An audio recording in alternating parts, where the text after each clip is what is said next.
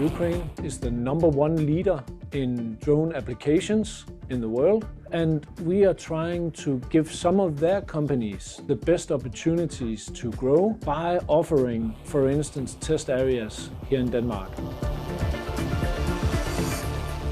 The security need of Europe right now is to be able to protect itself, because we're in a full-scale hybrid war. And because of that, we are investing money into companies that are developing security technologies. For instance, drones and also anti-drone systems. What we see right now is that the drone industry demands a lot of investment to take the next steps.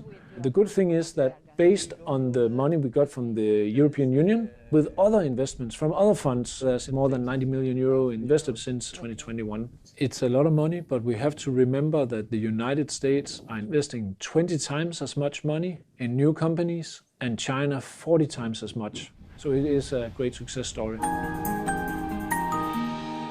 The technology is there. The challenge is the European regulation and the implementation of that regulation in Danish connection that has to mature in order to be able to capitalize on that potential fully.